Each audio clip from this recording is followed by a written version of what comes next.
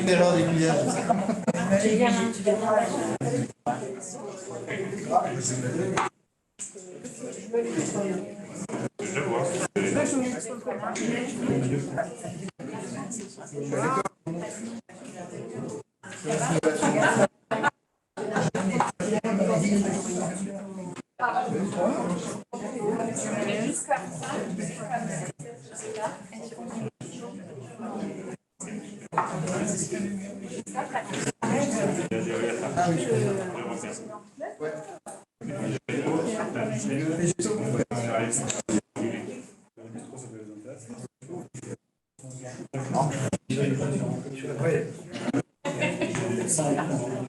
vous invite à vous installer, on va commencer.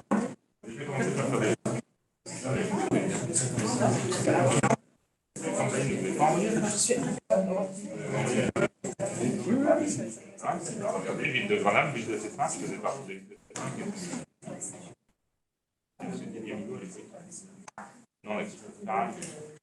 Eh bien, bonjour à tous.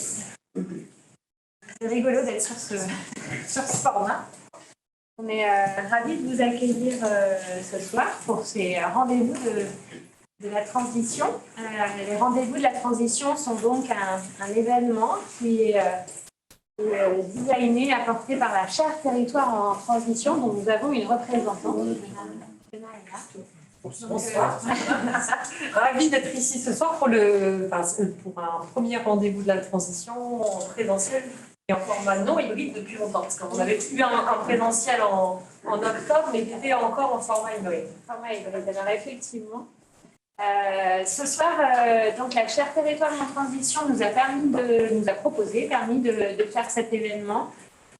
L'objectif de cet événement, c'est vraiment justement de rendre compte des travaux académiques et en lien avec le territoire, faire savoir ce que l'on fait et le partager avec tout le monde, avec toute la communauté. C'est donc pour ça qu'on est là. Merci donc à la chaire territoire en transition. Et effectivement, on a pris le parti de se dire, on va faire tout ça en présentiel parce que c'est plus sympa de voir du monde, d'être là. Les avantages des mais on va profiter de tous les avantages. Il y aura même un pot après notre présentation. Donc, merci à tous. Je vais en profiter pour présenter très rapidement notre table ronde, qui est ni plus ni moins que notre équipe, l'équipe avec laquelle on a lancé ce dispositif People Fab pour travailler sur le sujet qui nous amène ce soir. Donc, le sujet, c'est comment passer d'un collectif à une communauté pour relever le challenge des problèmes épineux. On aime bien ce mot-là. Autour de la table, j'ai donc... Enchanté, très content d'être ici. Donc, je travaille chez Engie et j'ai en charge les relations parlementaires et les territoires. Et précédemment, j'étais un délégué régional en Auvergne-Rhône-Alpes et donc c'est ici que l'histoire s'est créée en fait. Merci Thierry. Jean-François. Eh bien, il fallait s'associer à un acteur du territoire. Donc, quoi de plus qu'une banque de territoire pour illustrer ce partenariat. Donc, moi, je suis au Crédit Agricole Sud-Rhône-Alpes, en charge du business développement autour des enjeux de transition et de RSE. Anouk. Bonsoir, je suis Anouk Debar, moi je suis coach professionnel, j'accompagne des dirigeants et des organisations, quelles qu'elles soient, dans les dynamiques relationnelles, la complexité des sujets auxquels nous avons tous affaire, qu'ils soient relationnels ou de performance. Marc. Et bonsoir, je suis Marc Oldstone, je suis professeur associé à AGM et chercheur dans l'équipe Énergie. Merci. Alors avant d'aller plus loin, je souligne que la réunion, la présentation est enregistrée. Donc s'il y en a qui voulaient me dire qu'ils ne veulent pas voir leur image, vous me ferez savoir, on floutera. Eh bien, sans plus attendre, lançons ce sujet, donc ce vaste programme. Et notre première partie autour de cette problématique sur les problèmes épineux, on s'est dit déjà, on va essayer de rendre compréhensible cette démarche du People Lab que l'on a lancée autour de la qualité de l'air. Et donc, je laisse la parole à Thierry et Jean-François pour nous expliquer en fait, pourquoi est-ce que vous avez fait appel à une école pour travailler sur ce problème épineux. Eh bien, vous dire que Engie, grand groupe énergéticien, dont la raison d'être est d'agir pour accélérer vers la transition vers une économie sobre en carbone, a besoin pour réaliser un tel objectif de travailler avec l'ensemble des parties prenantes.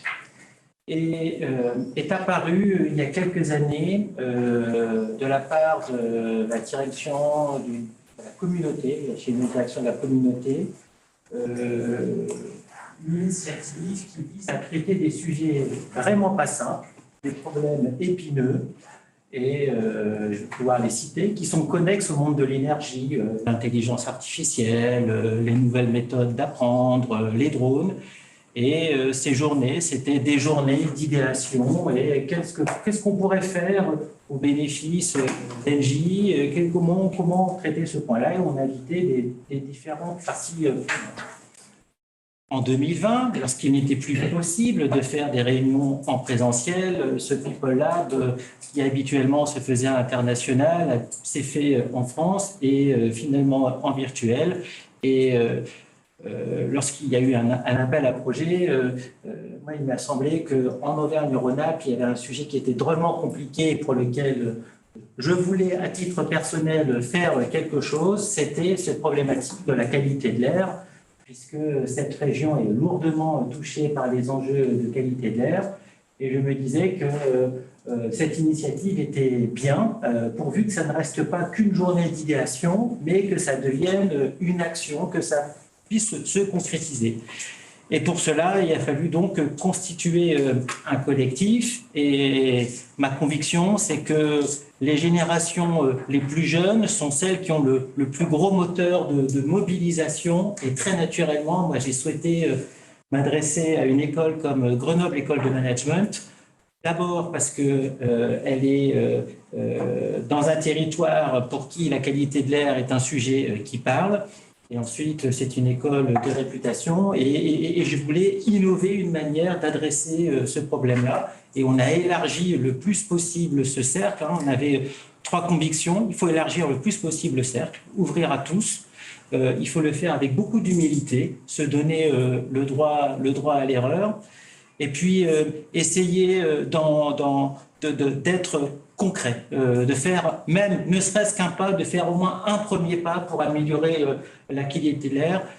J'ajoute qu'on a cherché aussi à y prendre du plaisir et on a donc eu plaisir, cher Jean-François, à travailler ensemble et je te passe la parole. Merci, cher ami.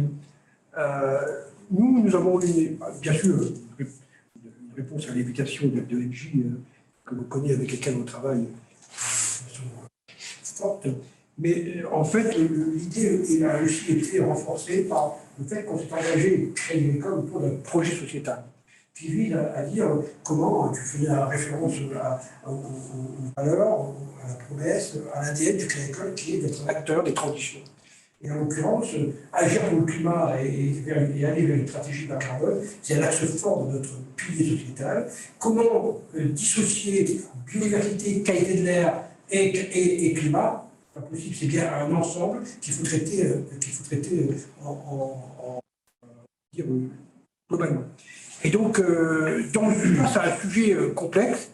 Il n'est pas simple pour un banquier de sortir de son environnement classique, de rentrer dans un environnement nouveau. Comment appréhender cette question-là? Eh bien, la communauté GEM, le collectif qui a été créé, nous a permis, évidemment, de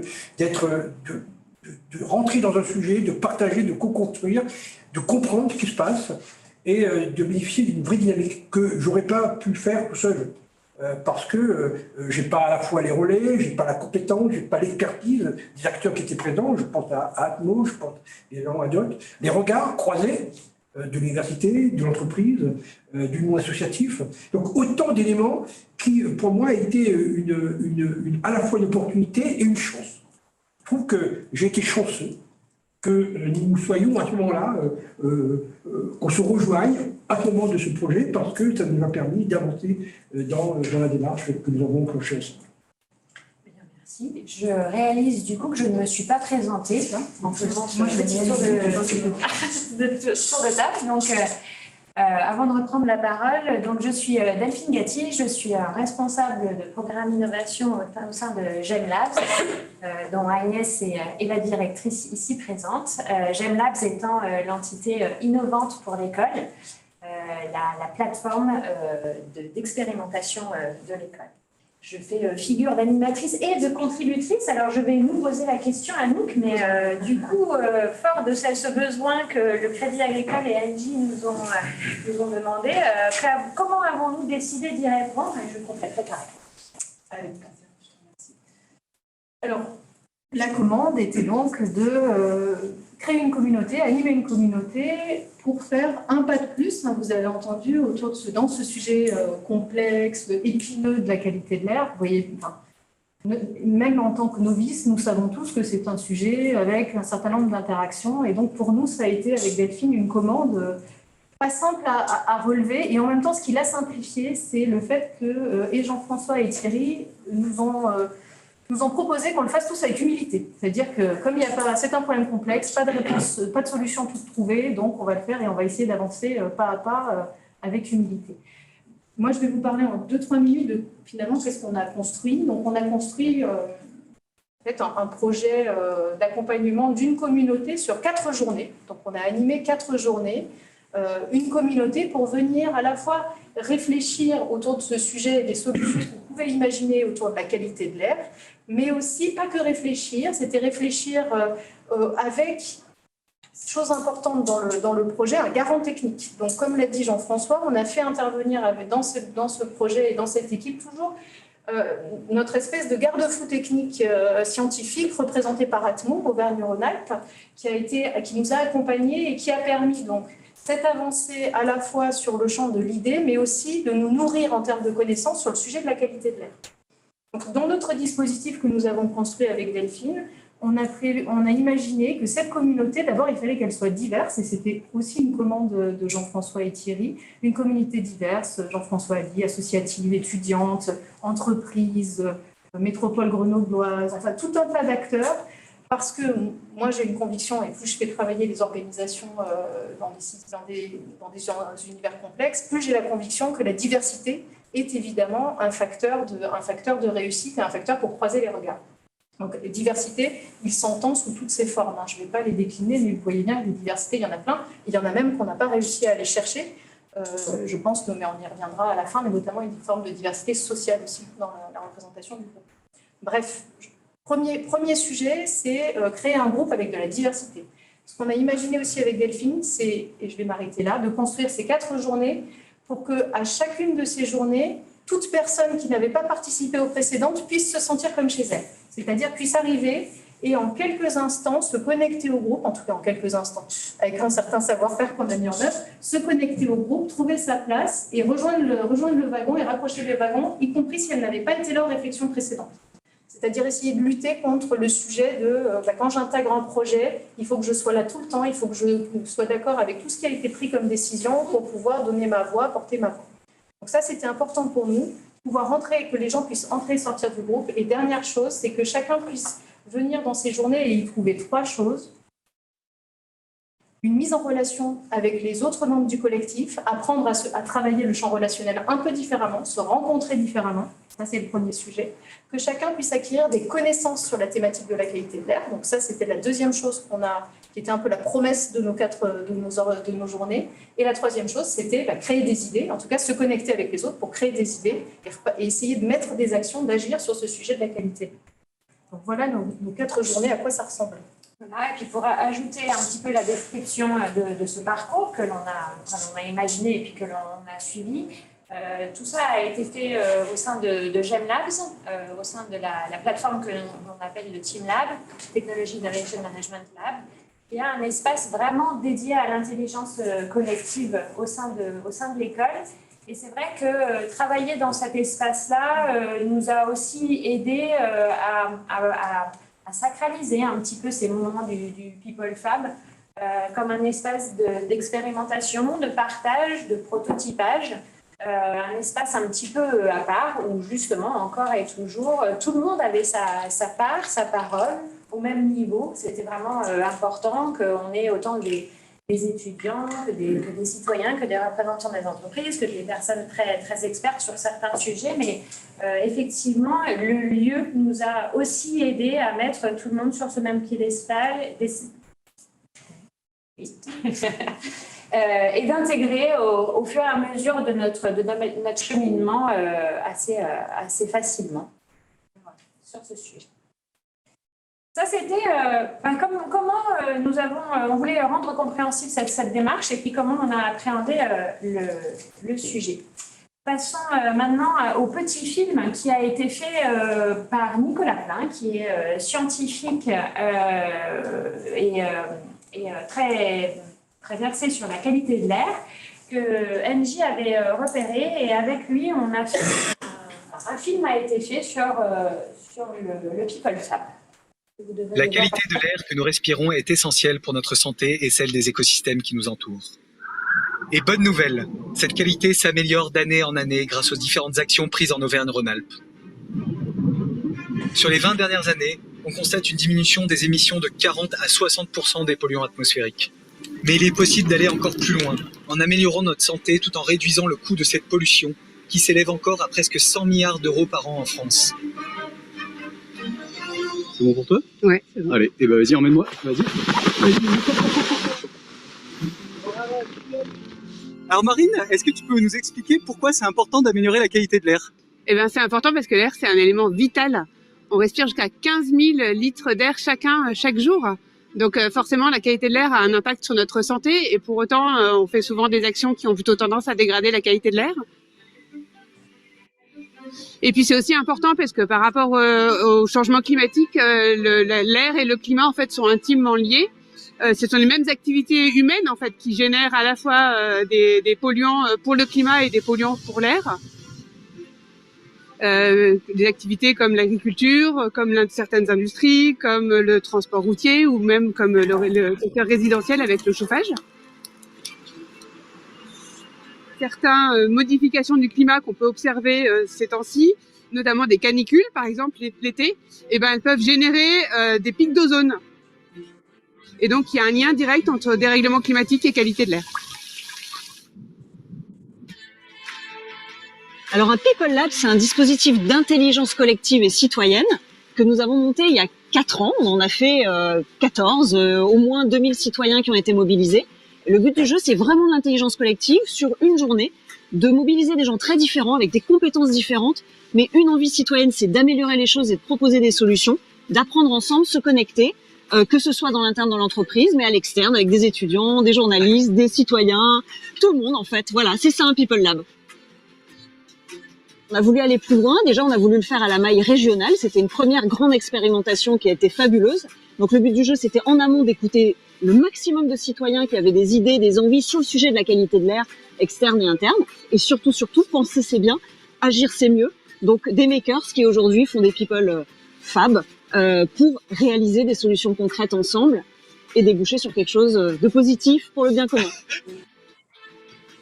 Alors Leslie, toi, tu as participé aux ateliers People Fab. Tu travailles aussi à l'EM Lyon. Est-ce que tu peux nous dire ce que tu retiens de ces ateliers?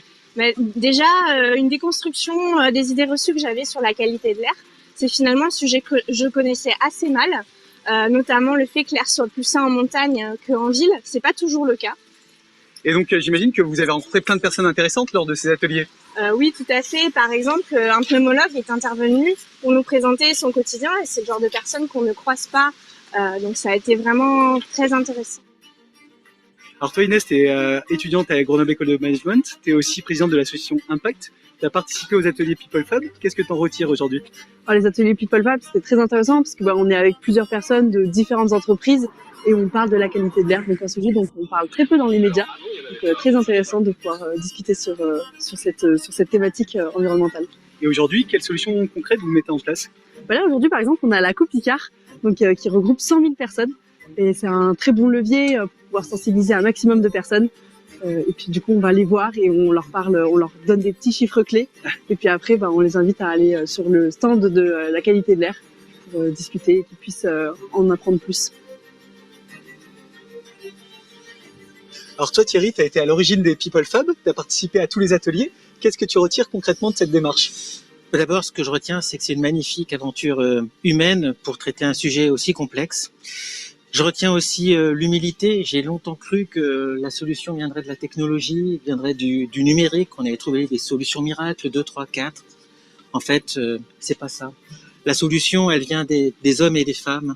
C'est la création, la transmission du savoir, la création d'une communauté qui permet à chacun des individus qui la composent d'améliorer la qualité de l'air dans leur quotidien.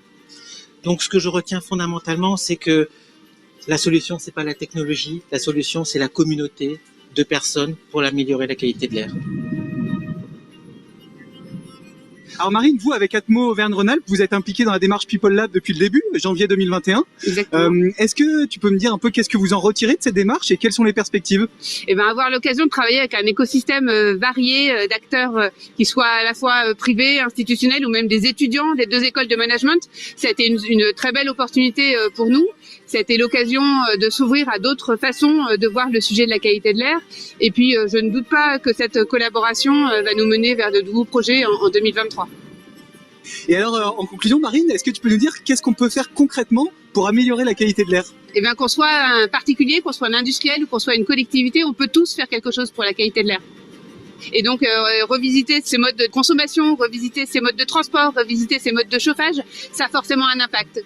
Du coup, on vous invite à regarder sur notre site quelles sont les actions que vous pourriez engager et à vous engager sur www.rattitude.fr.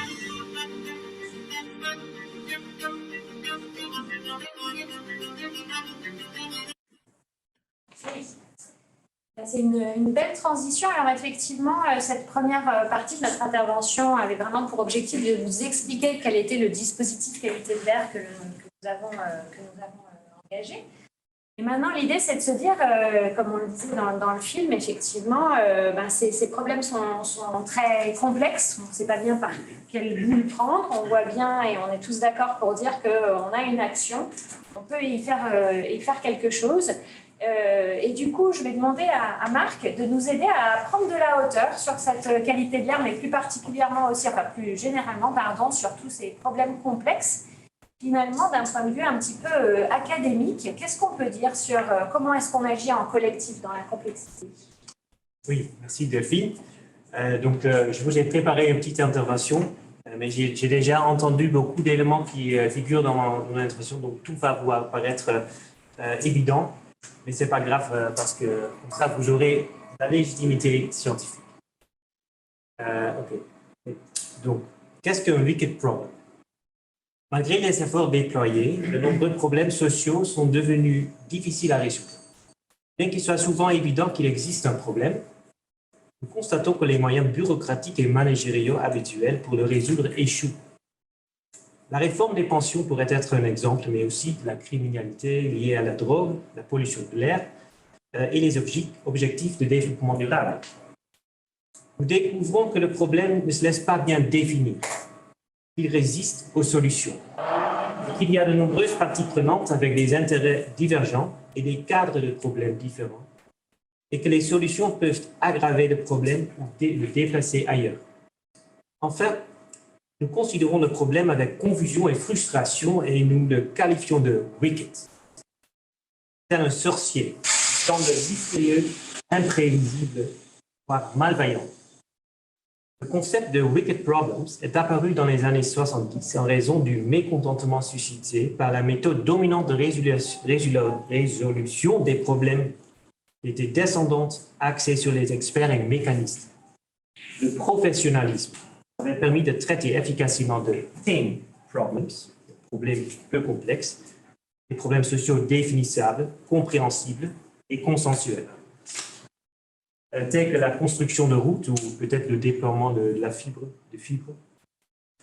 Mais le professionnalisme semble mal adapté pour traiter des problèmes plus tenaces, plus fluides, liés à d'autres problèmes et impliquant une pluralité d'acteurs aux perspectives et intérêts variés. Des problèmes qui se transforment en bordel. Aujourd'hui, de plus en plus de problèmes sociaux dans les pays développés peuvent être qualifiés comme tels. Le monde académique y répond. Depuis 2000, le nombre de publications universitaires faisant référence aux wicked problems a augmenté de manière exponentielle.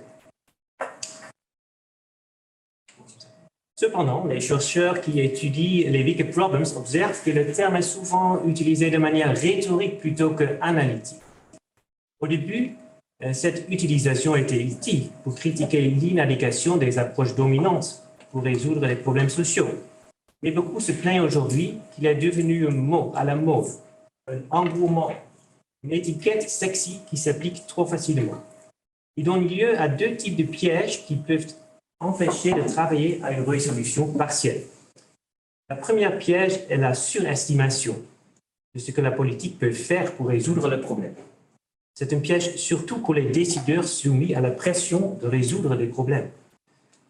Lorsque l'accent est fortement mis sur la résolution des problèmes, on peut supposer à tort que le problème est bien compris et peut être résolu à l'aide de procédures et d'instruments standards ou qu'une technologie résoudra le problème. Cette approche revient de facto à traiter le problème comme tame problem. Il peut en résulter un succès à court terme, on s'en félicite, sans se rendre compte des conséquences inattendues qui aggravent la situation à long terme. Le deuxième piège est ce que l'on appelle la totalisation. C'est de supposer qu'un wicked problem signifie qu'il s'agit d'une masse intraitable de complexité, tellement sujette au conflit et enchevêtrée qu'il est inutile d'essayer de s'y attaquer. Comme un morceau de savon glissant, impossible à saisir. Et cela conduit à la paralysie. Pour certains, ça leur donne une excuse confortable pour ne rien faire, mais pour d'autres, cela provoque un sentiment d'impuissance. Et les décideurs peuvent ne pas être formés pour faire face à des processus sociaux complexes et ne pas avoir la capacité de structurer le problème et d'identifier des solutions partielles, des petites victoires. En effet, comme l'écrivent Alford et Ed, nous ne résolvons pas tant les wicked problems que nous progressons vers une meilleure gestion de ces problèmes. Bien que le cadre de wicked problems soit toujours utile pour stimuler la réflexion critique dans des domaines où les approches mécanistes et réductionnistes sont encore la norme, nous devons éviter de rechercher une approche à taille unique. Pour concevoir des approches appropriées à des wicked problems spécifiques, il faut dépasser la dichotomie tame versus wicked et nous devons ouvrir la boîte noire des wicked problems pour évaluer les dimensions et les degrés de wickedness. Qu'est-ce qui rend un problème spécifique wicked? La wickedness a tendance à provenir de trois dimensions. Première, le degré de complexité en raison d'un nombre d'éléments impliqués, de leur interdépendance et leur dynamique, soit linéaire ou exponentielle.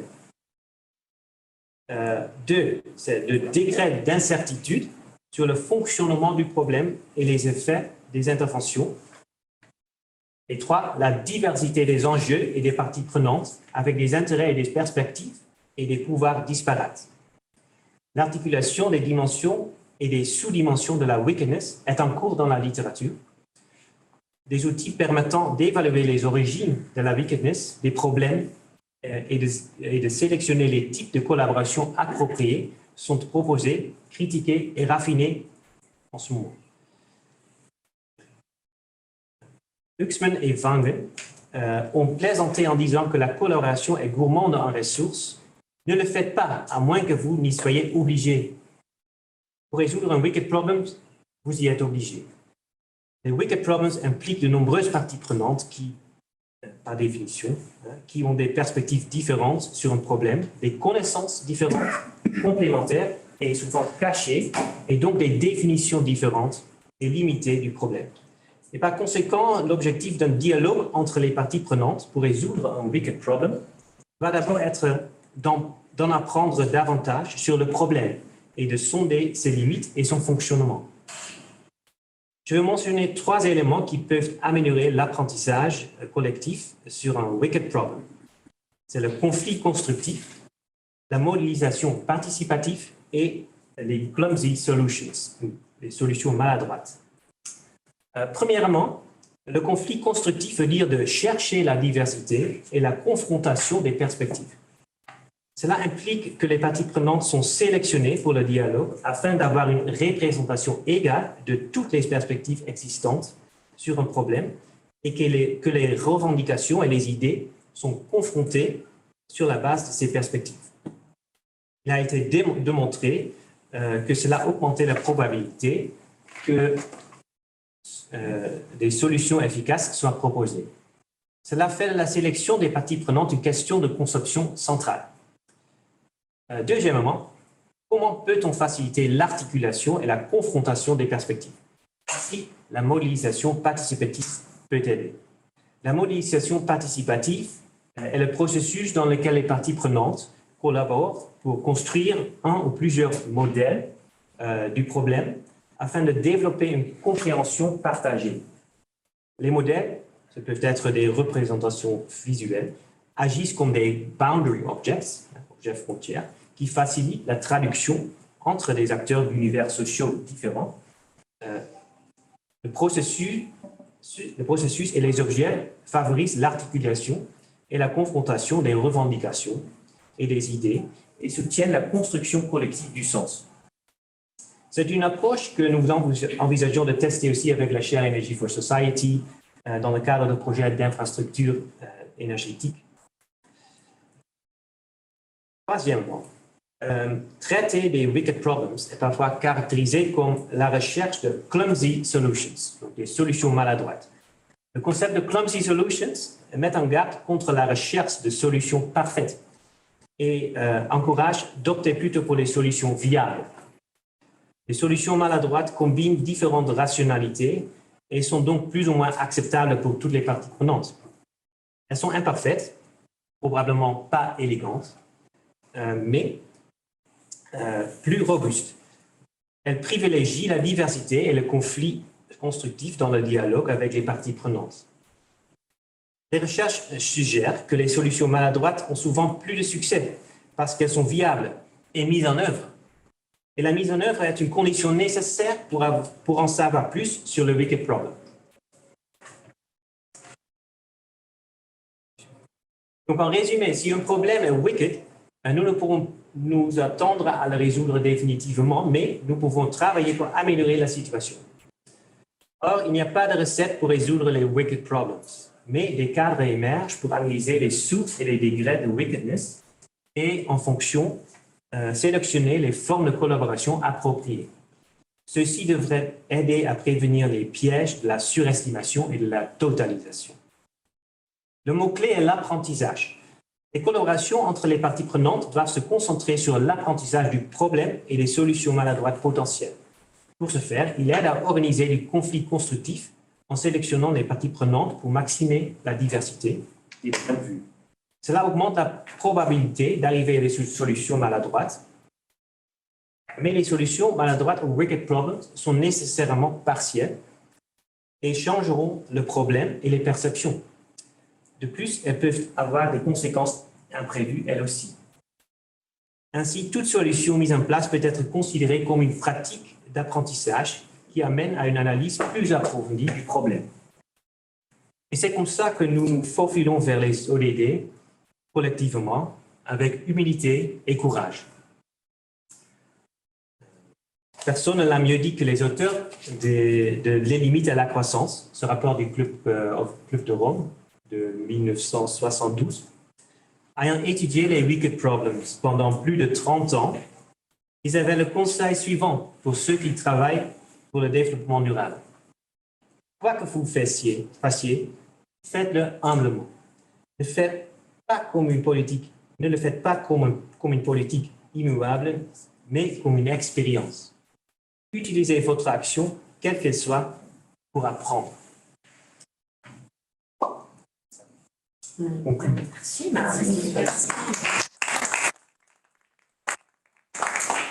avez caché que tu parlais si bien français. Excuse-moi.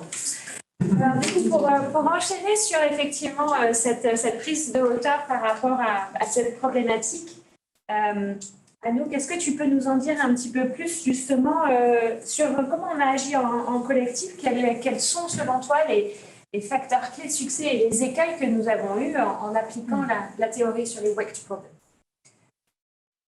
Moi, je vais faire beaucoup de liens avec ce que vient de dire Marc et on ne s'est pas parlé avant, mais je suis ravie parce que ce que je vais dire rejoint beaucoup de choses qui sont posées là. Moi j'ai un grand maître en matière de sujets complexes, c'est Edgar Morin. Enfin, moi, la pensée d'Edgar Morin est une pensée qui m'éclaire beaucoup sur ces sujets.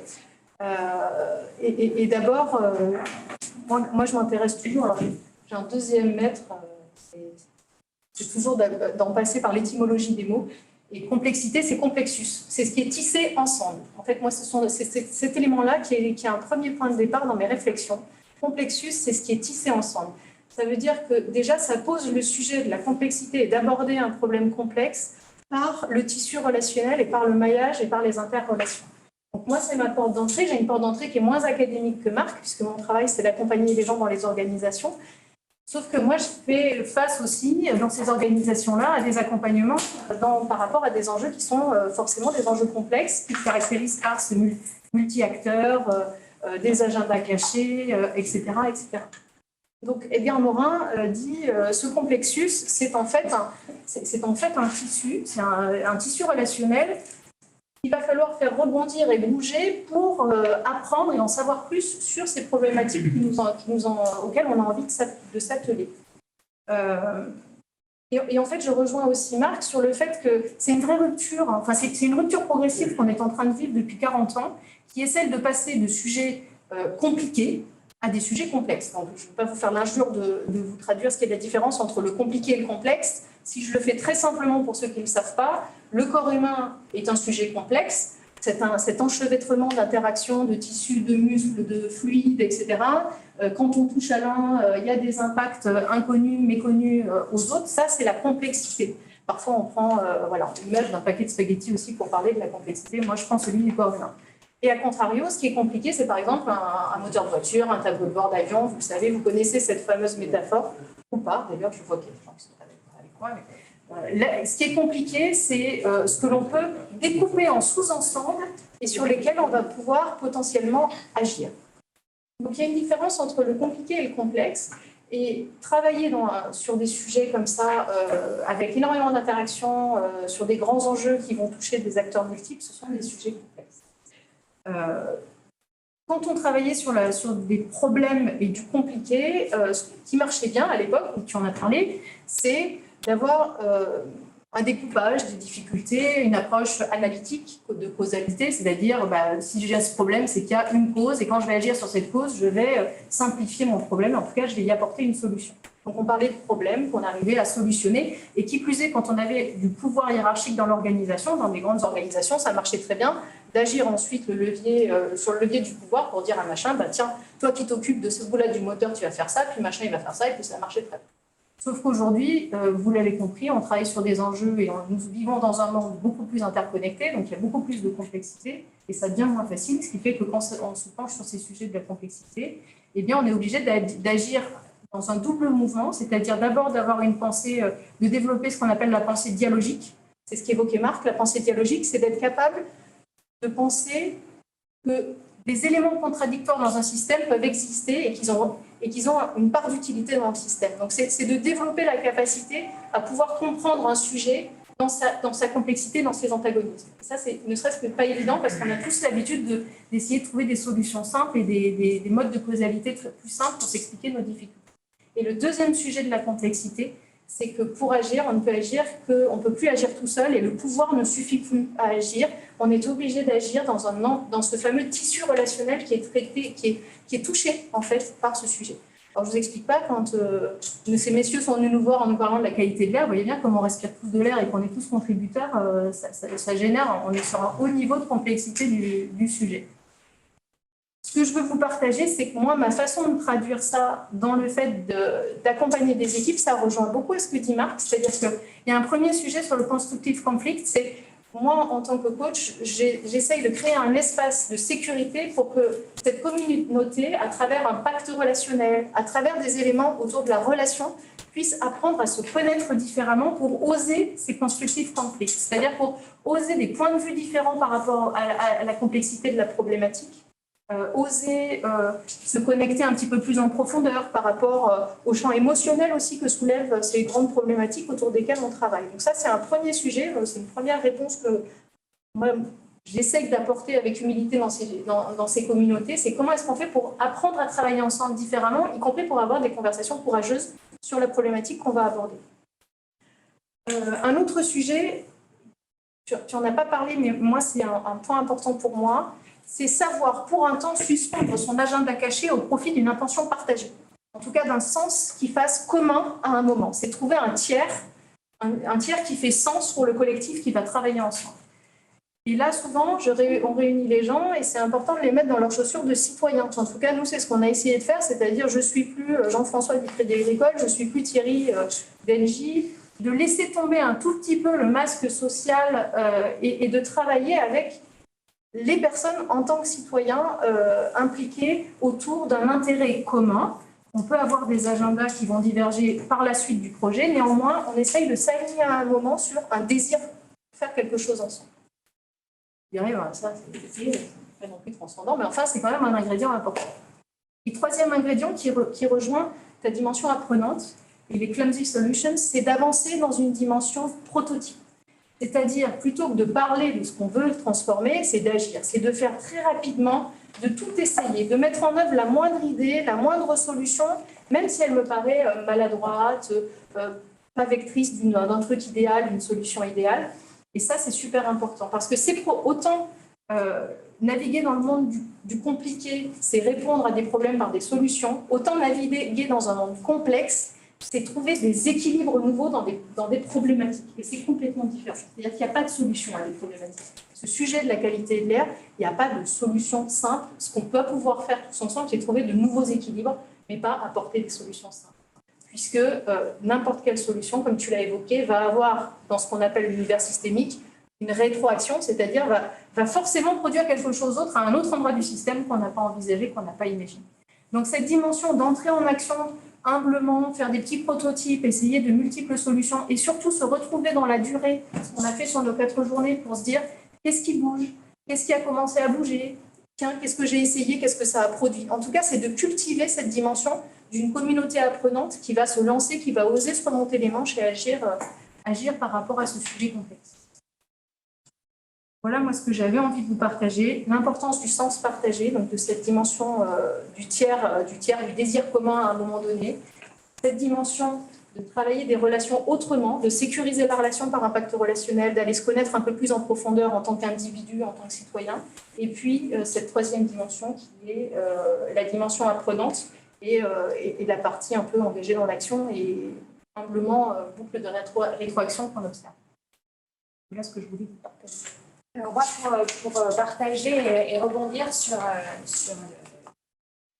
l'intervention de Anouk, notre copilotage était super complémentaire. Anouk a apporté énormément justement sur le côté de la relation. J'aime beaucoup ton image de tisser du lien dans ce groupe qui nous était cher, qui était vraiment important. C'était une thématique que l'on a beaucoup travaillé pour être sûr que ce groupe d'experts dont on parle là depuis le début de notre intervention, qui étaient autant des experts que des citoyens, que des étudiants, comment faire pour qu'ils aient cette intention de travailler ensemble, de bien vouloir entrer en intimité, c'est des mots qu'utilise Anouk régulièrement, mais qui sont finalement tellement vrais, et au service d'une problématique sur laquelle on veut innover. Donc, Anouk nous étions très complémentaires sur ce côté tisser quelque chose tous ensemble, et moi j'ai apporté un petit peu la vision de GemLabs qui nous est très chère, d'expérimentation, de plateforme et d'itération, de prototypage. Moi j'aimerais souligner 3 caractéristiques qui nous ont vraiment fait bien avancer particulièrement sur cette démarche. C'est le brief de départ qui nous a été donné en toute humilité, ça a un petit peu dégonflé ce wicked problem, qui est vraiment ce problème. Moi, je l'imagine toujours quand je ferme les yeux comme un truc un petit peu difficile, un peu rouge, un petit peu douloureux quelque part, et de se dire bon, on va essayer de faire quelque chose ensemble en toute humilité, un pas de plus, a été quelque chose qui a soulager un petit peu notre collectif en se disant, bon, quoi qu'il arrive, on essaye, on avance comme ça. Et puis aussi, l'autre approche que moi je voulais souligner, c'est qu'on s'est vraiment attaché à passer de la divergence à la convergence, de la divergence parce qu'on s'est donné le temps justement d'explorer un petit peu tous les possibles. On a pris le temps de repartir de tout ce qui avait été fait dans le People Fab les années précédentes pour pas repartir bille en tête sur des idées comme ça qui nous viendraient un petit peu de n'importe où, parce qu'effectivement, il faut arriver à ces clumsy solutions, mais pas n'importe comment. Il y a vraiment un chemin à parcourir. Donc, dans le TeamLab, c'est vraiment ce qu'on a fait, c'est ces idées d'exploration, et puis de bonne définition de la problématique pour ensuite travailler sur des idées, des initiatives qui nous étaient chères. Voilà, c'était un petit peu le complément que je voulais illustrer sur l'approche du People Fab. Et alors, à nous, qu'est-ce que... on a eu ces facteurs clés de succès que l'on a bien soulignés, mais et si c'est à se refaire, qu'est-ce qu'on pourrait faire d'un petit peu mieux pour la prochaine fois Ou de différent. Ou de différent. J'aime bien travailler sur ce qu'on peut faire de différent, plus que ce qu'on peut faire de mieux, mais ça, c'est une activité. Alors, il y a 3 sujets. Il y a un premier sujet, c'est la dimension diversité sociale.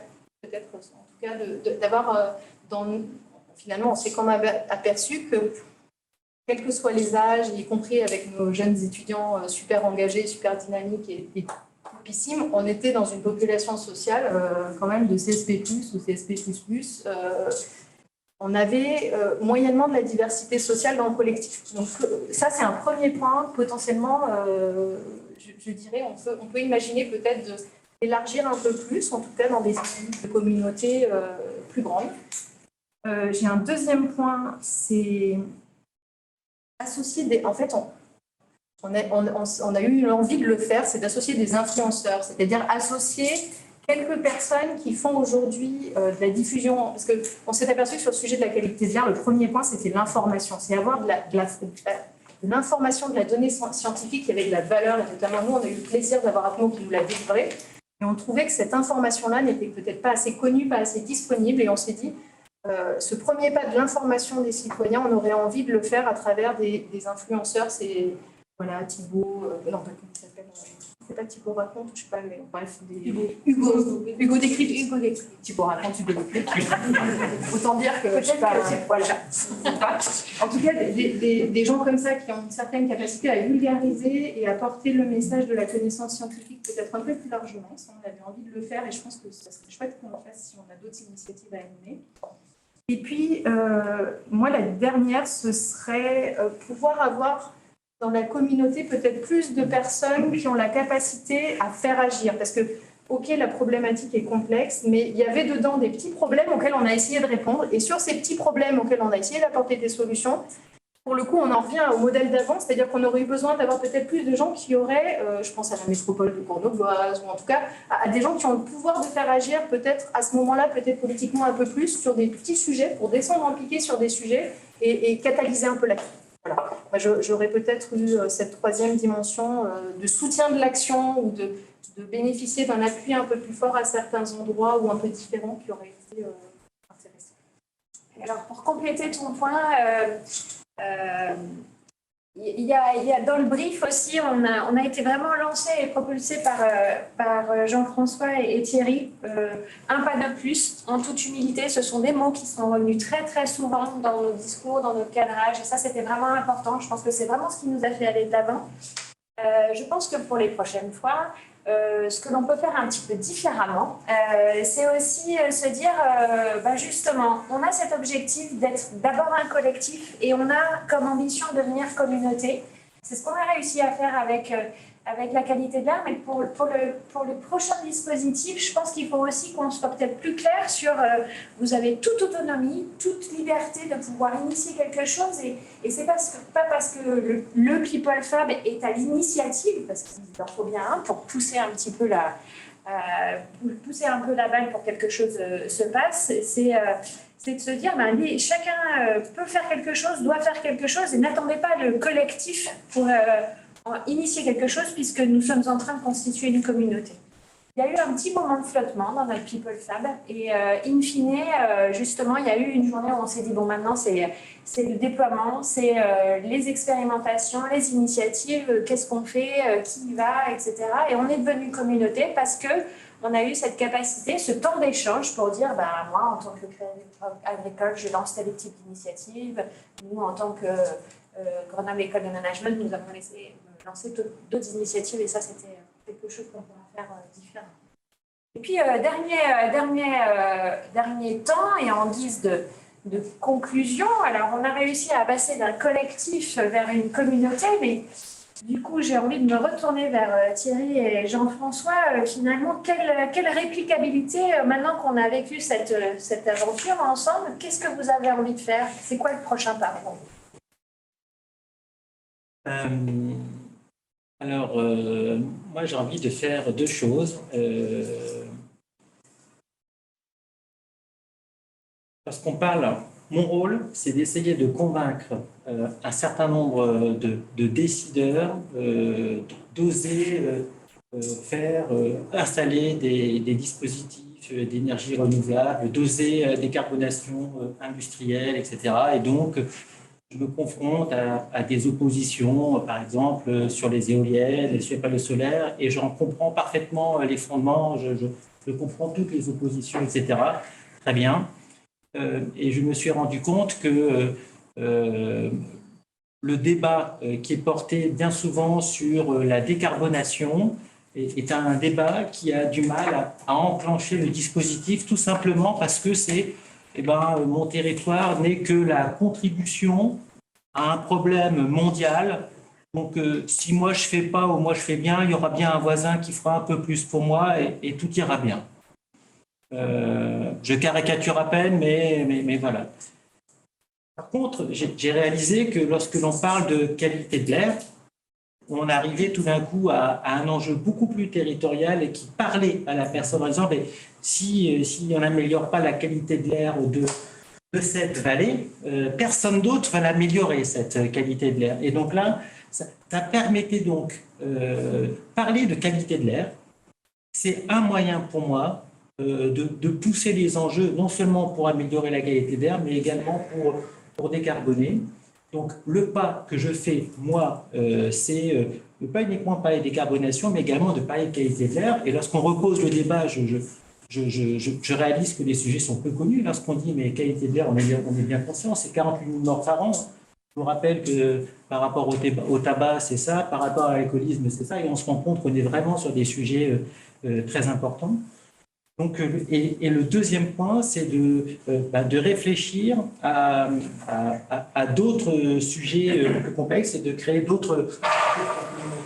Moi, j'ai un enjeu particulier qui est de réussir à partager toute la complexité du marché de l'énergie. Plus proche de la communauté d'Engie en Auvergne-Rhône-Alpes, on a mené en place un certain nombre d'actions, mais maintenant le système fonctionne de manière très très organique. Très concrètement, ça peut paraître tellement bateau et simple. Maintenant, tout le monde sait quelle est l'application d'Atmo qui lui permet de savoir là maintenant ce qui se passe, où il est, ce qu'il peut faire ou pas. Et on voit bien que si demain on ne prend pas le vélo, et ben demain on va vraiment contribuer à la problématique. Et ce n'est pas un problème lorsqu'on va voir le collectif qui s'occupe des éoliennes de chez Engie pour leur dire tiens, il faudrait mettre un capteur de qualité de l'air tout en haut du mât parce que justement, Atmo, ils se posent des questions sur la qualité de l'air là très très haut, ils n'ont pas assez de connaissances. C'est une contribution. Donc voilà, un ensemble, un kaléidoscope de petites idées qui me viennent et que je partage avec vous. Quand je suis rentré moi, dans la démarche, je me suis à un moment donné posé la question de comment je traduis réflexion, en tout cas en élément, on va dire, opérationnel, concret. Dans un métier qui est le mien, c'est pas toujours simple. Finalement, le collectif m'a éclairé sur finalement quelles étaient mes missions autour de ce sujet-là. La première mission, c'est un devoir d'information. Nous avons la chance, Crédit Agricole, d'avoir des contacts réguliers avec nos clients au travers de notre réseau bancaire, et donc on est un véritable lieu d'échange. Et arriver à organiser des moments de sensibilisation, d'information auprès de tout public sur ce sujet-là, je pense que c'est un premier rôle que nous pouvons avoir en tant que groupe. Deuxième rôle qu'on peut avoir, c'est bien évidemment d'accompagner les transitions qu'on évoquait à l'instant. Je pense notamment aux missions de Grenoble, comment on accompagne les transitions de nos professionnels, notamment dans les financements de l'électrification des véhicules, mais aussi comment on permet à des start-up, j'ai en tête une start-up grenobloise, qui s'appelle Tolv et qui s'est spécialisée autour du rétrofit. Autrement dit, comment je transforme un véhicule ancien, encore en bon état, notamment d'artisans, de commerçants, en un véhicule propre. Et comment je prolonge sa vie au-delà de sa durée théorique. Et donc, on a accompagné cette start-up en lui ouvrant un marché, en lui permettant de valoriser sa solution auprès de clients. Donc, ces trois éléments-là, c'est ce que nous pouvons, avec humilité, moi je souscris à cet état d'esprit avec lequel nous sommes rentrés dans ce projet. Humilité, notre place, c'est celle-là. C'est celle d'informer, d'accompagner et de faire grandir des solutions alternatives pour justement améliorer la qualité de l'air. Et puis, par rapport à la problématique que l'on a traitée, ça nous a permis également de rentrer un peu plus dans le sujet, je l'évoquais dans mon propos introductif, autour de la biodiversité. On parle du climat, je l'évoquais, biodiversité, sujet extrêmement complexe. Et donc, comment nous, banquiers, on peut accompagner les entreprises qui, demain, devront rendre compte de leur impact sur la biodiversité, sur l'eau, sur l'air, sur les sols, alors que nous finançons des projets. Ça, c'est véritablement un vrai enjeu que nous avons et qui s'ouvre à nous pour justement relever les défis environnementaux auxquels on est confronté. Voilà ce que je peux dire en termes de conclusion pour ce qui est de mon expérience et de ce que nous avons fait. Merci à tous les deux. Voilà, à la fin de notre table ronde, Marc, à nous, vous voulez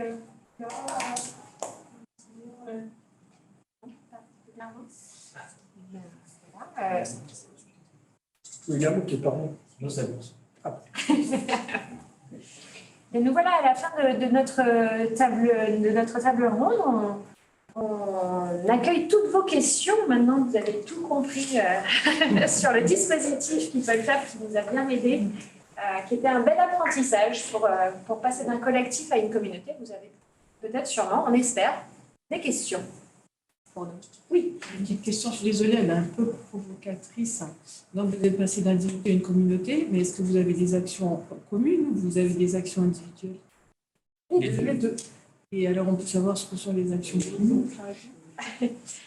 Les actions communes, ça a par exemple été de venir ensemble sur des événements. On a parlé de la Coupe Icare et collectivement adresser un maximum de personnes pour leur expliquer, transmettre cette information si précieuse, 4 mots entre ses mains, mais qu'ils n'arrivent pas à diffuser. Donc, quand certains peuvent faire venir, on fait venir pour, voilà, après, puis des actions individuelles, chacun. Dans le cadre d'autres initiatives qui sont sorties du dispositif, on a cette idée d'open badge que l'on est en train d'expérimenter. Lucas, qui est là, porte le sujet au sein de l'école. Et puis Inès a été une de nos expérimentatrices, nos testeuses de cet open badge. Mais effectivement, ça a émané du dispositif. L'objectif est justement de valoriser les personnes qui font quelque chose pour la qualité de l'air, qui font un premier pas, un premier petit pas. Et on s'est dit, au-delà d'un diplôme, etc., comment pourrions-nous, nous, en tant qu'école, mais au sein de ce territoire, valoriser ce type d'initiative Et nous sommes en train de lancer des open badges autour de la qualité de l'air pour les étudiants. Les étudiants sont encore et toujours nos testeurs, mais notre objectif est bien sûr de développer ces open badges aussi avec les salariés de NJ, les salariés du Crédit Agricole, qui aussi, par leurs initiatives, pourraient déposer sur leur profil LinkedIn et faire valoir qu'ils sont influenceurs sur la qualité de l'air. Est-ce que peut-être Lucas ou Inès, vous voulez ajouter quelque chose sur ce sujet? Tellement bien expliqué. C'est préciser ce qu'est un open badge. Non, simplement, c'est un objet. La question. Ouais. Peut-être préciser peut-être un peu plus en disant que c'est un objet d'abord numérique, qui est un peu à la façon des badges qu'on pouvait arborer sur son sac à dos au collège. C'est simplement représenté sur des sacs à dos modernes. Ce que sont les réseaux sociaux, simplement, ces reconnaissances-là. Ces reconnaissances-là, qui sont visuelles, qui peuvent être très variées, très diversifiées. Et donc, d'utiliser, nous, en tant qu'école, ce qui nous intéresse, c'est d'apporter des modèles de reconnaissance qui changent, qui évoluent, qui s'inscrivent davantage dans la manière dont la société évolue. C'est-à-dire sortir aussi, bien sûr, des livres, des diplômes, des certificats, c'est ce qu'on sait très bien faire, mais on aimerait aussi proposer de nouvelles façons de reconnaître des compétences qui s'inscrivent dans des actions, dans des dynamiques qu'il nous est difficile d'atteindre actuellement avec les modèles que l'on sait maîtriser et qu'avec les open badges, on peut adresser plus facilement. Alors, je ne sais pas si... Là, voilà, la qualité de l'air, c'est un sujet, avec Atmo en l'occurrence dans le premier open badge. Voilà, pour valoriser l'utilisation de la captothèque d'Atmo, qui est un service mis en place par Atmo et qui est extrêmement intéressant puisqu'on peut accéder très rapidement à un capteur de la qualité de l'air, l'utiliser pendant à peu près un mois et accéder à différents services, différentes ressources aussi proposées par Atmo en termes de dialogue avec eux pour mieux comprendre quels sont les polluants atmosphériques, comment on peut avoir une incidence aussi à travers justement la mesure de la qualité de l'air, mieux identifier quelles sont nos marges de manœuvre autour de la qualité de l'air et comment on peut modifier nos comportements. C'est très important. Donc nous, on veut pousser nos étudiants.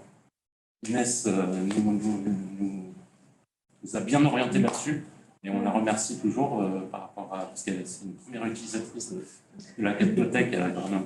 Ouais, tout à fait. Très concrètement, c'est vrai que la qualité de l'air, quand on a fait un parcours scolaire hyper classique, de lycée, une prépa et maintenant d'école, on n'a aucune connaissance, notamment quand on ne fait pas de sciences sur la qualité de l'air.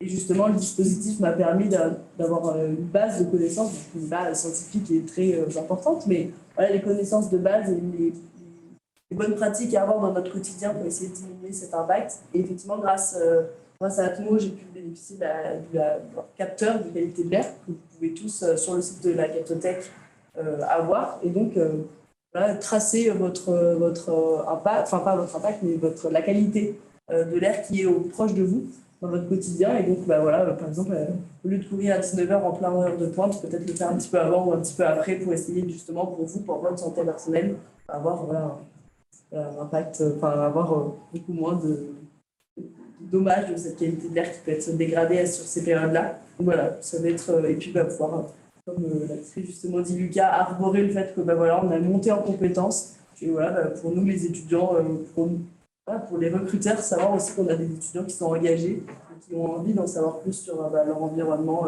très proche et l'ancrage territorial aussi qu'il y a avec l'école. Je suis curieuse, est-ce que vous avez eu des retours d'autres élèves ou est-ce que ça a eu une influence? Est-ce que vous avez eu des commentaires ou par rapport à ce badge?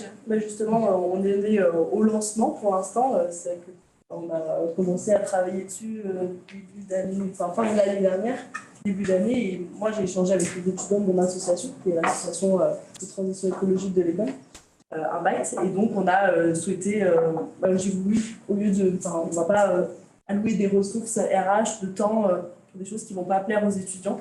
Et on a beaucoup de masters spécialisés en énergie ou sur les transitions écologiques. Et les étudiants ont envie d'en savoir plus sur ces questions-là.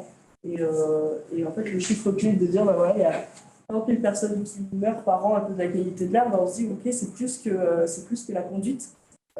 Donc ça a un nouveau impact et c'est là où on peut agir. Voilà, on a fait des sensibilisations pour la journée nationale sur la qualité de l'air. Pareil, on a essayé d'inviter les étudiants à partir au ski en bus plutôt que d'aller en voiture, ce genre de petites choses du quotidien à notre petite échelle d'étudiants pour l'instant. Mais oui, les étudiants sont plus intéressés sur ce dispositif. Une petite question, je m'éloigne un peu des échanges, mais je voudrais revenir sur la méthode que vous avez employée. Vous parliez de créer des relations humaines, d'apprendre à se connaître dans l'intimité. Du coup, je m'interroge, est-ce que les personnes qui participaient aux journées sont venues à titre individuel, à titre de leur structure? Et comment vous gérez ça? Donc, qu'est-ce qui leur reste à eux? Qu'est-ce qui reste à leur structure? Et comment ils... Moi, je peux partager qu'au départ, on les a invités au titre de leur structure. On a invité Gladys, qui était la responsable Atmo du coin, parce qu'on avait besoin d'une gardienne du temple qui nous permette d'objectiver les choses et de ne pas raconter n'importe quoi. On a invité des personnes qui relèvent de fédérations de français de voile. Enfin, on a invité à ce titre-là. Et justement, l'idée a été à la fin de poser le chapeau et comme ça a été expliqué, d'agir, d'être laissé compléter. Oui, effectivement, en complément de ce que tu dis, et moi, c'est vraiment quelque chose que j'avais vécu dans d'autres collectifs qu'on avait lancés à GEMLabs, où en fait, c'est extrêmement, c'est fondamental de, évidemment, identifier les bonnes personnes, qu'elles viennent à titre personnel ou avec une casquette d'expert ou une casquette d'organisme spécifique, mais pour arriver à tenir dans la durée, de toute façon, il y a un moment ou un autre où il faut que ça les touche personnellement pour qu'elles aient envie de revenir. Et on était super contente avec Anouk de voir que les gens avaient plaisir à revenir à tous nos ateliers. Et je pense que ça a été aussi un des facteurs clés de succès, d'arriver à faire cette atmosphère d'entrée en intimité qui consistait en fait à des moments où on disait on commence la journée en se racontant pourquoi on est là, qu'est-ce qu'on a envie de faire, etc. Et la proximité qui s'est générée toute seule dans le groupe a fait qu'on a réussi à aller beaucoup plus loin. J'ajouterai un dernier truc, c'est que plus je travaille avec les gens et plus je m'aperçois, ça n'existe pas le fait, on n'est pas coupé en deux entre une loyauté à un employeur et qui on est au fond de soi. Enfin, en tout cas, moi j'ai une vraie conviction, c'est que c'est de là que naissent beaucoup de souffrances d'abord. C'est quand on est vraiment fondamentalement un peu coupé en deux entre qu'est-ce qu'on me demande et puis à quoi je souscris moi en tant qu'être humain. Donc moi, mon approche, c'est de travailler avec des êtres humains dans leur intégralité, c'est-à-dire et à la fois je travaille au service de ce qui me... J'ai envie d'être dans ce projet, dans cette communauté parce que ça me plaît et je suis là. Et en même temps, voilà, je prends la liberté, tout en restant loyale à mon organisation, de venir agir dans cette communauté et de respecter. Et je trouve que ces compromis-là sont toujours faisables pour ceux qui en ont envie. Et du coup, mais est-ce que vous êtes allé chercher toutes les personnes qui ont participé ou vous avez fait un appel ouvert à qui veut, quitte à du coup laisser open à des personnes qui a priori n'avaient pas d'intérêt entre guillemets pour le sujet? Et ben, on est allé chercher pour la majorité des gens qui ont constitué le groupe. Mais je pense que ça fait partie des choses qu'on fera peut-être un petit peu différemment et en mode un peu hybride. Comme on n'arrête pas de le dire depuis le début, ces personnes un petit peu gardiens du temple, elles sont plus que nécessaires et je pense qu'elles ont vraiment fait partie du succès de People Fab. À l'inverse, comme le disait très justement Anouk, charge à nous d'essayer d'identifier encore plus de parties prenantes, puisque ce type de dispositif, il doit y avoir beaucoup de parties prenantes intégrées dans le collectif. Pour parler peut-être juste un petit mot de Célia, excuse-moi. Je ne sais pas si vous avez dit que ces 4 ateliers ils se sont déroulés sur à peu près un an, un petit peu plus d'un an. C'est un timing qui est important à relater. Et que parmi les choses, les connexions qui ont été intéressantes pour les participants, c'était des connexions qui étaient difficiles à faire jusque-là, qui n'étaient pas évidentes et qui tout d'un coup sont devenues non seulement simples, mais qui se poursuivent dans la durée. J'en donne 2 exemples.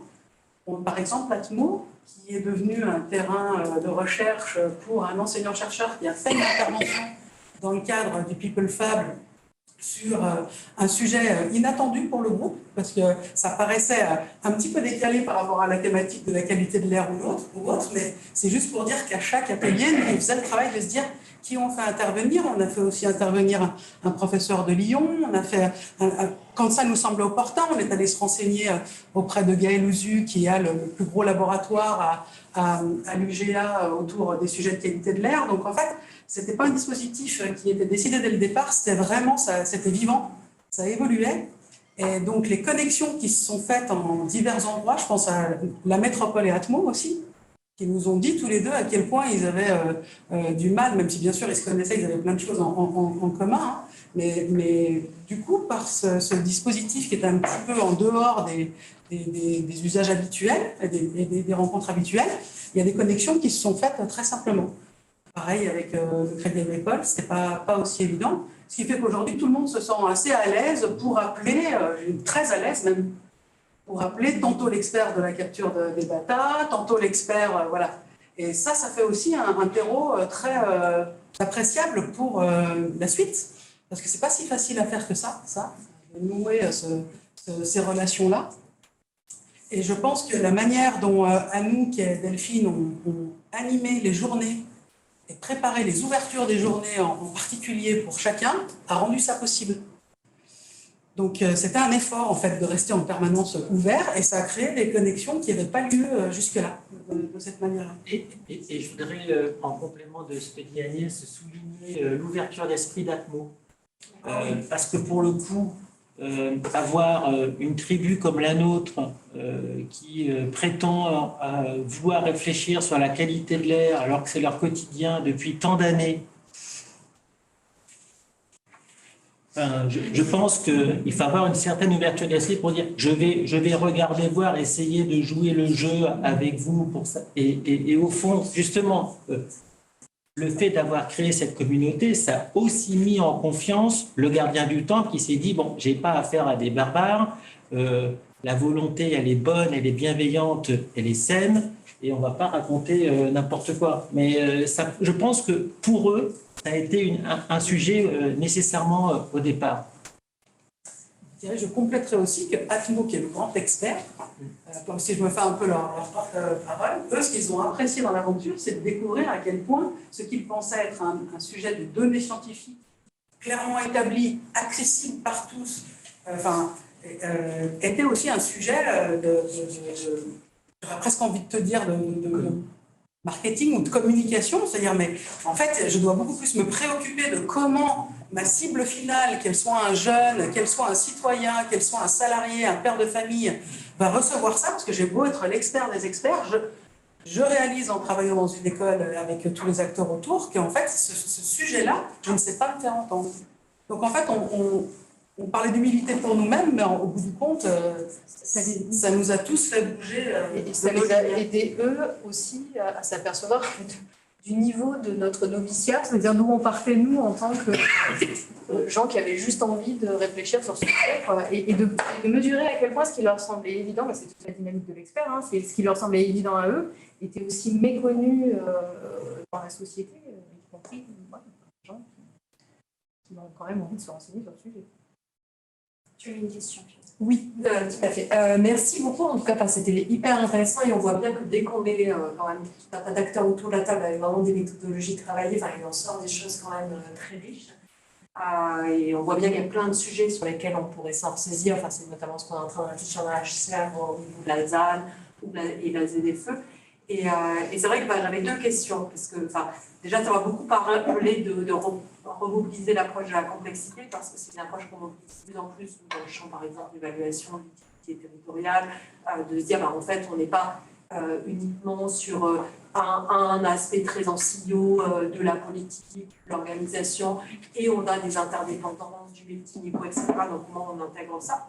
Et du coup, bien évidemment, derrière, il y a la question de comment j'arrive à distinguer sans disjoint, parce que généralement, la pensée analytique va effectivement disjoint. Donc, je me demandais comment vous aviez procédé. Est-ce que vous pouviez nous en donner un peu plus sur comment on faisait ça? Et notamment, ça faisait aussi écho quand même à la remarque de M. Fuller, de se dire, en fait, on voit que dedans, on pourrait peut-être avoir aussi d'autres apports scientifiques. C'est-à-dire que là, il y a eu plus l'apport scientifique peut-être des experts, vraiment mais plus sciences dures. Est-ce que vous avez aussi eu quelques apports ou est-ce qu'il ne serait pas intéressant aussi d'avoir des apports peut-être plus d'historiques ou de politistes, etc., pour se dire finalement, ça peut ouvrir d'autres portes aussi sur comment agir. Il y a bien évidemment une histoire qui peut être discutée, remise sur la table, et au regard duquel on peut aussi se dire comment on se projette différemment et comment on se projette différemment, peut-être sur du multiniveau. Donc, il y avait un peu trois questions. La question de la disjonction, distinction, la question effectivement du champ d'expertise mobilisé, et puis la question de agir sur le territoire. On voit bien que on a le sentiment qu'on va avoir une prise, et en même temps, on voit bien qu'à un moment donné, on a à la fois la nécessité, mais aussi peut-être l'envie de remonter ou de reconnecter à d'autres territoires. Voilà, c'est un peu les trois champs sur lesquels j'aurais bien aimé entendre le collectif qui est ici présent. Alors, plus particulièrement sur ta deuxième question autour des champs d'expertise, on a beaucoup axé notre discours en parlant de Atmo en tant qu'expert autour de la qualité de l'air. Mais on a intégré dans notre parcours de divergence et de convergence d'autres acteurs. Agnès en parlait très brièvement, mais effectivement, on s'est aperçu au fur et à mesure de notre cheminement et de nos réflexions qu'il y avait vraiment une idée de connaissance du problème, de sensibilisation au problème, et du coup de comment on fait pour aider les gens à changer de comportement. Donc il faut qu'ils soient au courant de la problématique, il faut que le problème les touche personnellement, et du coup après il faut qu'ils changent leur comportement, et c'est à ce moment-là qu'on a fait intervenir une certaine expertise avec le concours de Carolina Verdé qui est donc professeure-chercheur sur le comportement consommateur. On a aussi fait intervenir, je ne me souviens plus son prénom, mais M. Puelan, qui est directeur et professeur-chercheur autour justement des comportements, tout ce qui est comportemental, tout ce qui est nudge au service des politiques de territoire. Nicolas Puelan. Merci.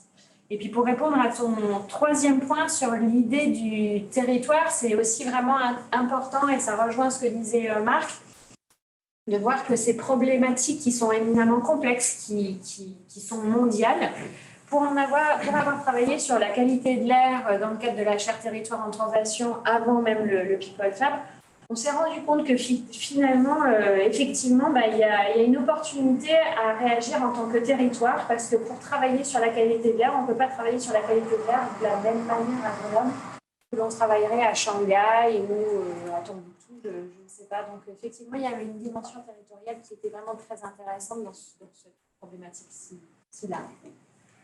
Pour répondre peut-être au premier point, alors je vais répondre par un détour. L'intention, ce n'était pas de faire des gens qui étaient présents, des gens sachant sur le sujet systémique. Ça, c'est ma sauce à moi, celle de Marc qui travaille sur le sujet. Mais moi, je suis une praticienne de ça, enfin une humble praticienne qui essaye des choses autour de ça. Donc, l'idée, ce n'était pas de leur expliquer rien que ce que je vous ai expliqué là, je ne l'ai pas dit en atelier, par exemple. Mais bien de faire vivre ce qui était une façon d'entrer en relation différemment et de structurer ces 4 journées un peu différemment, peut-être on fait de la créativité, on met les gens dans une salle, on leur dit ayez des super idées, on va changer le monde, ça va être super. Ce qui, concrètement, vous pourrez le constater, n'a jamais marché, puisque les problèmes d'aujourd'hui sont liés aux très bonnes idées qu'on a eues hier et avant-hier. Donc, globalement, ce n'est pas le sujet qui fonctionne. Donc, l'idée, ce n'était pas de les faire devenir des sachants sur la systémique, mais bien de leur faire goûter à des modes relationnels un peu différents. Mais votre question me donne le goût de rendre ça un peu plus pédagogique et peut-être, alors je ne sais pas, vous me direz, je veux bien du feedback sur est-ce que c'était clair ce que je vous ai dit ce soir, mais en tout cas de peut-être simplement le nommer, le dire, ce que je vous ai dit là, et peut-être que ça soit aussi un des apprentissages du groupe, ce sujet de la complexité, de l'approche systémique, peut-être de verbaliser plus et de le transmettre un peu plus. Mais ce qui est sûr, c'est que dans l'accompagnement, on a toujours été, du coup, avec Delphine, dans l'ouverture, c'est-à-dire il n'y a pas de solution miracle. Le fait de répéter 2-3 mantras sur il n'y a pas de solution miracle, le fait que les problèmes d'aujourd'hui soient liés aux très bonnes idées d'hier et d'avant-hier, que la parole de chacun avait de la valeur en parité dans le collectif, voilà, de simplement créer le lien entre les idées plutôt que d'essayer de les disjoindre ou de trouver du parfait ou de trouver du idéal qui va, ou d'imaginer que tout est simple et qu'en fait il va y avoir des solutions simples. Moi, je suis parti pris que s'il y avait eu des solutions très très simples et magiques, on les aurait déjà probablement mises en œuvre à des endroits où on ne sait pas. Donc on a essayé de répéter un certain nombre de choses de cette nature-là sans aller jusqu'à des explications académiques. Je ne sais pas si ça répond à vos questions. Je trouve que c'est beaucoup plus intéressant d'essayer d'incarner que vraiment le conceptualiser en tant que tel. Merci beaucoup pour vos réponses. Je suis navrée parce que moi, je vais devoir vous quitter à ce moment-là. On a atteint juste l'heure et j'ai un train à prendre, donc je vais devoir y aller. Mais en tout cas, merci beaucoup et puis j'espère que toutes ces réflexions-là vont bien continuer sur le territoire et ailleurs. Merci. Je crois qu'on va pouvoir clôturer notre séance ici. J'en profite justement pour faire un petit peu de publicité. Le prochain rendez-vous de la transition territoriale, c'est la pérennisation du travail à distance et le retour au bureau. Quels sont les enjeux managériaux et territoriaux de ce sujet? Vous êtes donc invités à nous rejoindre le jeudi 20 juin à 17h dans les locaux de Nexity à Lyon. Voilà, donc ça c'était pour la... Ça se fait pas à distance. Je n'en sais pas plus. Voilà. Les crédentiels. Les crédentiels. Ça mérite la question, en tout cas. En tout cas, je vous remercie pour votre participation. C'était un plaisir de partager notre expérience avec vous ce soir. Et on vous invite, il y a un petit cocktail qui est donné au rez-de-chaussée de l'école dans l'espace VIP auquel on vous convie. Merci à vous. Merci.